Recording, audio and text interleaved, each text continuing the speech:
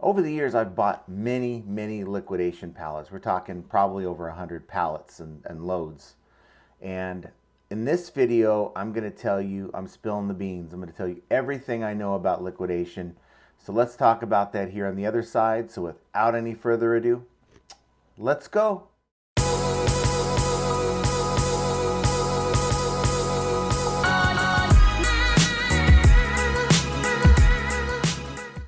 Hello everyone, welcome back to the channel. This is John with Flippin' Ain't Easy. And today I want to kind of get back more to my roots as to what I was really making videos when we first started this channel, and that's liquidation. Now, in all honesty, I haven't bought a pallet in over a year. For me, it's because of just the availability of what I'm looking for has just not been there for me, between looking online, which there's many different places you can buy pallets online, and or locally. And it's been my opinion that, for me, that over the last 3-4 years, that the liquidation pallets just aren't the same as far as getting the bang for your buck. Many of you guys have seen the video. I'll put it up here somewhere. It's the 40-40 method, and it's a quick way to calculate using just basic MSRP figures, which is really all you're going to get in many cases when you're looking at a pallet, to determine what you need to be into that pallet for to actually make it worth your while.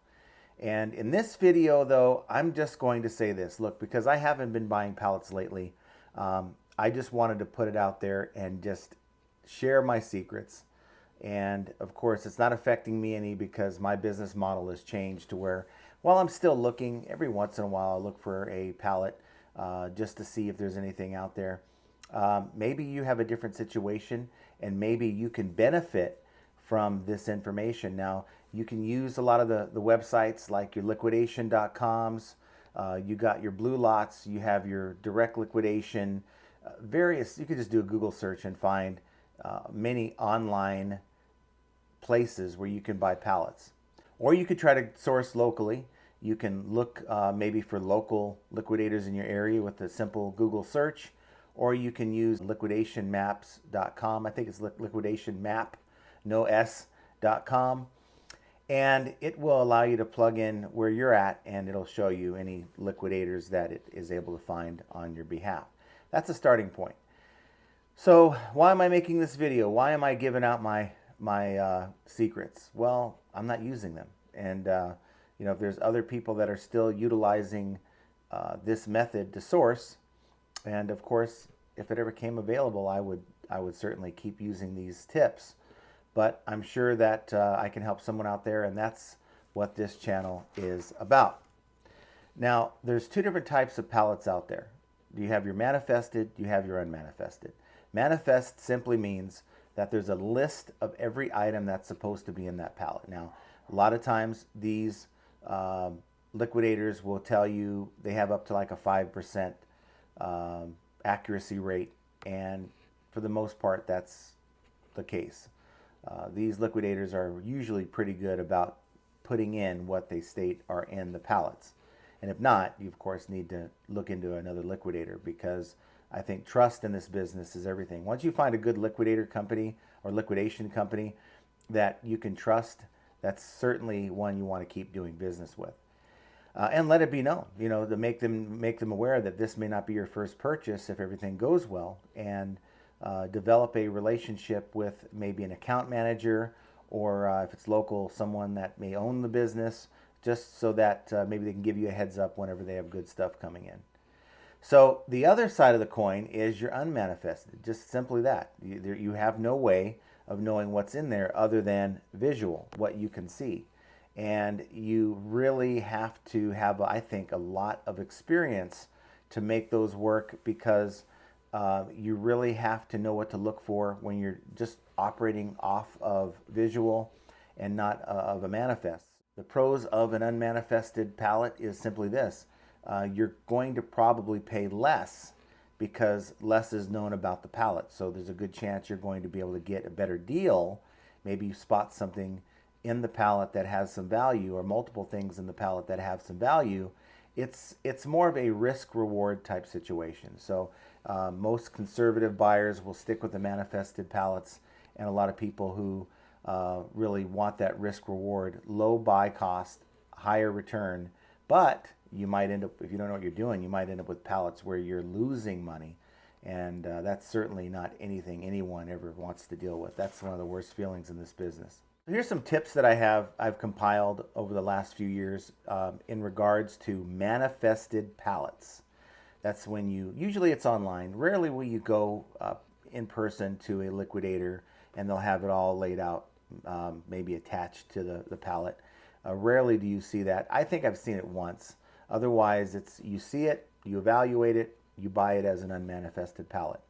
But when it comes to manifested pallets, always use the manifest data and so that's a list of items, right? So let's say you're online and they give you a list of things that are in this pallet. Well, what I like to do is I like to then copy it and paste it into an Excel spreadsheet so that I could plug in my numbers, wipe out items. So what I'll do is I'll usually have a threshold where any MSRP under $40, I will then, once it's in my Excel spreadsheet, I'll just erase it. It doesn't exist. It's merchandise that I don't want to count on to make this pallet work. So it's definitely sellable merchandise, but I'll put it on my secondary account, sell it for like $10 to $15 plus shipping. And it just kind of adds to the value of the pallet. And so that's kind of what I do, and it's a tip for you to do as well. What you want to also do is check the current MSRP for the items in the manifest from the source website. So like a lot of times I'll get these pallets and they're from Amazon.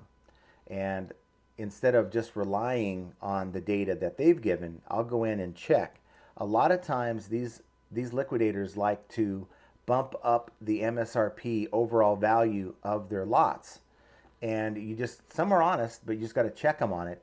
And by real time going in and just checking some of the higher ticket items that are in the manifested lot, just to verify that if you find that the first 3 or 4 items in the lot, the higher ticket items in the lot, are somewhat accurate, then chances are the lower ticket items are going to be fairly accurate as well. And then take that into consideration.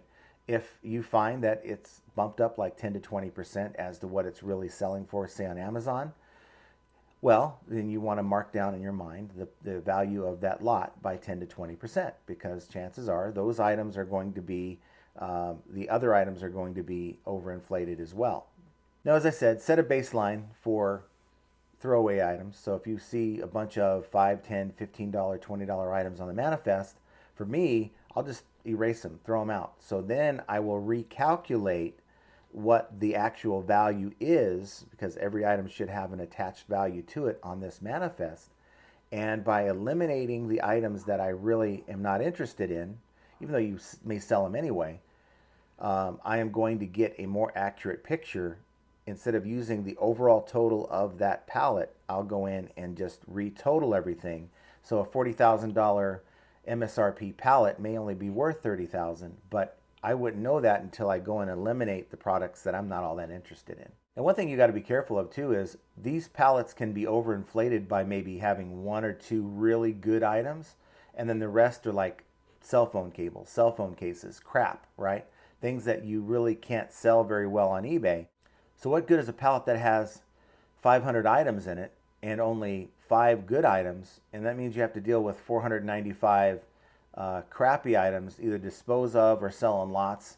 And those 5 items really, really need to be good items. And it just usually turns out to where it's not worth it, because the cumulative total for those 495 other items make up the majority of the cost or the MSRP of the pallet, and you're going to lose money almost every time and or be stuck with things that are going to move very slowly. They're going to sell for such low ASP, average sale price, that it's not going to be worth your time. So the last tip on this, on manifested pallets, is if you have, let's say, a pallet with 500 items in it, and the MSRP advertised is $40,000. Well, you simply take that 40,000, divide it by the piece count, which is 500, and you'll end up with an average MSRP for each item, or in this case, your cost of goods, your average cost of goods per unit. So in this particular example, if you have a $40,000 MSRP pallet with 500 items, then you know the average MSRP for each item will average out at $80. Now, that would be simply, if you're paying full MSRP, that would be your cost of goods. But if you're using the 40/40 method, you're only going to be into that lot for no more than 16% of that. So an $80 item, you'll probably be into it for about, I'd say, 20 bucks, right? And based on the math, based on the comps that you're finding on eBay, you'll be able to turn that into 50, 60 bucks if you're doing it right. Now let's talk about unmanifested pallets. Unmanifested pallets are more tricky, more risk reward, and more value can be found in these because a lot of times if you're dealing with a good liquidator, they're not cherry picking. That's the big thing, guys. And maybe you should do some test buys, maybe buy a smaller pallet to just see what you get without putting a lot of risk into it. And if you get a few good items out of there, you make good money off of the test buy, go back in and maybe start buying from that liquidator. If you find good things in a test buy, chances are your other pallets are going to have good things in them as well. But you have this thing going on the last few years between liquidators who cherry pick, meaning that they get their truckloads in, they're creating their lots, right, their pallets, and they come across really good stuff, and they're keeping it aside so that they can list online. And that's been going on for a long time, but it's when they get into like the things that are like the $100, $200 items, I can see them putting aside the $4,000 or $5,000 items because it happens. People buy it on Amazon all the time. They return these big ticket items. I can understand that. That's been going on well before I was actually doing liquidation. But it's gotten to the point where your $100, $200 items are being cherry picked, and that's a big, big problem. So if you run into a liquidator like that, that only offers, you know, pallets of $20, $30 items maximum, it's certainly a liquidator I wouldn't want to do business with. Another thing you should consider really when you're dealing with these unmanifested pallets is dealing with unmanifested pallets that are heavy. You do not want a pallet that is going to be more than, I'd say, 500 pounds. And if it gets to be the 500 plus range, chances are they are going to be loaded with things that have like paper, maybe sanitizer, liquids, things that are going to be very hard to move. I think the heavier the pallet, the less valuable in my experience. And of course, you don't want to end up with anything under 200 pounds if it's a full-size pallet or Gaylord, because you know it's probably going to be stuff that's like clothing, unless you want clothing. But for me, I'm more into like electronics, really everything, to be honest with you, anything and everything with value. And I know that from experience, from bad buys and not knowing any better until after the fact, that I had the data in front of me as far as how much that pallet weighed, but I totally ignored it. Plus, those pallets, if you're not picking them up locally, are going to cost you more with freight anyway. So you want to really be mindful of that. For me, it's about buying low, selling high. It's how you win at this game of sourcing, and it's really getting in there and doing the math. And I've simplified that by my 40/40 method. Hopefully you guys are going to click on that and maybe learn a little bit more about it, because it's a formula that can be used really for anything that you're going to buy to resell. Essentially, you don't want to be into anything more than 16% of MSRP on an item, whether you're buying it just a single item or a lot of items. That gives you room to, what I think and I believe, you'll probably end up selling it for 40 to 60% of the MSRP on eBay or any of these other sites. Now, moving forward, if I come across some opportunities to buy these pallets again, I certainly will consider it, but I just haven't seen it in about a year. And for me, it's just one of those things where I'm looking for the right product. I've bought many items before in these pallets, and what you'll find is that you'll have a few really good things that'll sell fast, and then the rest of it just kind of sits in your store. Doesn't sell very fast. So that's why you kind of want to buy pallets that are within a niche. So whether it's a electronics pallets or clothing pallets, or you know, something that's more focused rather than just an everything pallet, because you might be able to identify with a few good items in that pallet, but are you really going to spend the time to go through 500 items just to determine if it's worth buying. If you have that experience in dealing with a certain niche, I think you're going to be a little bit more successful in finding pallets that are worth your while, and it's not going to take you all day, and it's not going to take a math major to figure it all out, even using my 40/40 method. Another thing you want to consider is if you're buying online, if you're not able to pick it up locally, the price of freight, because of gas and inflation and all that, has really gone up. That's why, half the time I'd buy online and have it shipped to me in the past, and it got so infrequent because the freight cost kept going up and going up. You have to consider these costs into your total cost of the pallet. I think a lot of people lose sight of that. They're buying a pallet for, let's say, $1,000, and it's costing $800 to get it shipped to you by freight. Well, you're into that pallet for $1,800. And if you're not considering that when you're doing the math to figure out, when you're applying the 40/40 method, then you're going to find that you made a bad buy in many cases. So, to me, liquidation is on the road to being dead. I think I made a video about a year ago or less than that talking about is liquidation dead. For me, it's been dead. And I'll just be real with you. Is it something that someone should go in and seek? If you're having a hard time getting good stuff to sell on eBay, then it's something I would recommend that you do. If you're just relying on yard sales and you're affected by seasonality, it's getting too cold in some places for people to have yard sales, and or your bin stores just not worth it. Maybe you're not happy with what you're getting out of there. This is another way to get merchandise to you. And for me, I think the bin stores have really wrecked the pallet game for me because it's not as abundant as it used to be. So right now, Q4, you're dealing with a lot of people who are online looking for merchandise. So just on looking at pallets today just to see what I could come up with.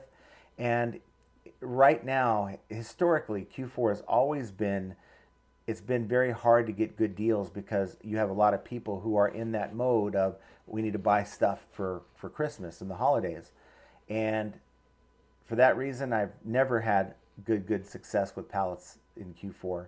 It's always usually the end of January, February when these companies start bringing in returns, like Amazon starts bringing in Christmas returns, Walmart brings in Christmas returns, Targets are bringing in Christmas returns, and you're going to get a lot of good merchandise, and it's going to be more abundant than it is any other time of the year. This is a lot of stuff to go over on this topic of liquidation. I've covered a lot of this stuff on my previous videos, so go back to my channel, check out some of the previous videos I've done on liquidation. A lot of it still applies today, but it's just yet another idea if you're struggling to find ways to source, and or if you've been struggling sourcing with liquidation. Maybe I've touched on some things that you haven't considered, but I can tell you that's what I know. These are the methods that I use to make good purchases and good buying decisions, whether I'm buying in lots or whether I'm just buying a few items. But putting that information to work, getting it all together and making it work so you're making money is yet another example of how flipping ain't easy. And YouTube thinks you're going to like one of these videos, but until the next time, have a good rest of your day.